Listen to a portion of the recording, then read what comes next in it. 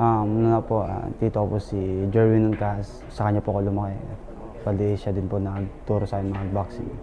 Una is footwork, skills, mga diskarte sa laro, disiplina. Number one idol ko si Jerwin Cas, tito ko, then si Ryan Garcia and Canelo. Yung timing, yung skills niya, at saka yung talino sa laro.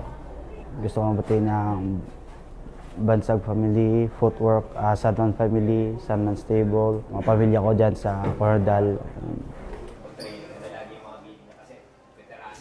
Napili ko yung sports na boxing kasi isa yon sa mga pinapangarap ko na na laro. Medyo mahirap yung kalagayan ko na nagtatrabaho sa umaga ng construction tapos nagte-training sa gabi. Medyo mahirap pero kinaya ko para sa pangarap kong magiging champion balang araw sa pagboboxing. Kailangan ko lang pag-igihan at saka magpupursige ako sa pagtitraining araw-araw, magiging humble lang at saka maging masunurin lang sa tinuturo ng coach. Binabati ko nga pala yung ina ko dyan sa Negros Occidental.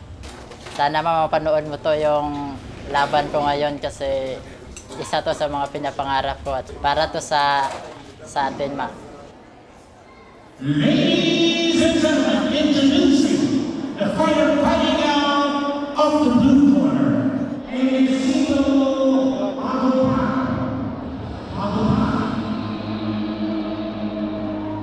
Right across the ring, fighting out of the red corner. Ladies and gentlemen, Jessarian Akas.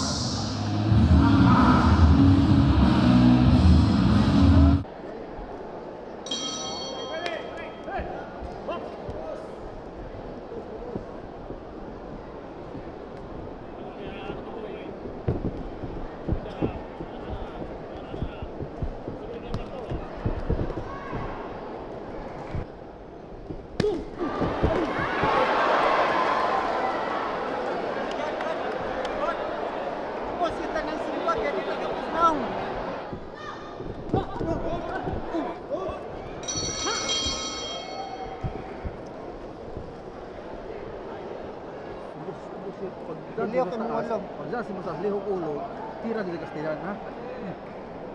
Kaya ba? Masa sa bagon kayo, lihok yung di mga ulo, ha? Para di matarget.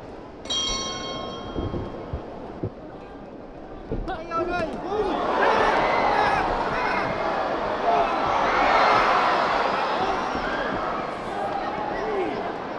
Ay, sumbak kayo!